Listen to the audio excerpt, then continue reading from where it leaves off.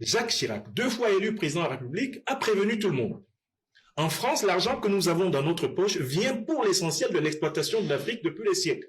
Il faut rendre aux Africains une partie de ce qu'on leur doit, d'autant plus que, si ce n'est pas le cas, nous irons vers de très grandes convulsions. C'est une citation par cœur.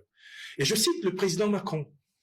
En juin 2017, dans Le Figaro, il dit « Nous, Français, nous avons eu tort de faire la guerre contre la Libye, car il en a résulté partout des États sahéliens faillis et des groupes terroristes qui prospèrent. » Ces 2 chefs d'État français reconnaissaient à demi-mot la responsabilité de la France dans le désordre et la déstabilisation, ce qui n'exonère pas les Africains eux-mêmes d'une partie des responsabilités de ce qui nous arrive, mais ils reconnaissaient cette responsabilité.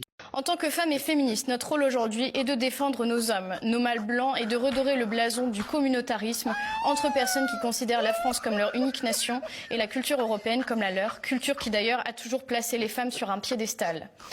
Nous ne cesserons de citer notre cher ami Jean-Yves Le Gallou, la civilisation européenne, c'est la civilisation qui honore la femme, déesse, mère ou guerrière.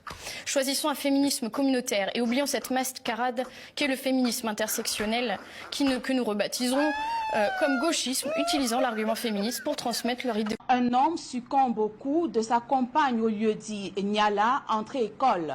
Stéphane Fotso, âgé d'une trentaine d'années, a été mortellement frappé par sa compagne lors d'une dispute conjugale. La jeune femme reprochait à la victime une infidélité présumée avec une voisine. Plus de précisions à suivre dans ce reportage de Jirès Siopa et La Fleur Signée. Ce matin, la porte du domicile du couple Fotso est fermée. À l'entrée, des traces de sang sont encore visibles, témoins silencieux de la violence survenue il y a quelques jours.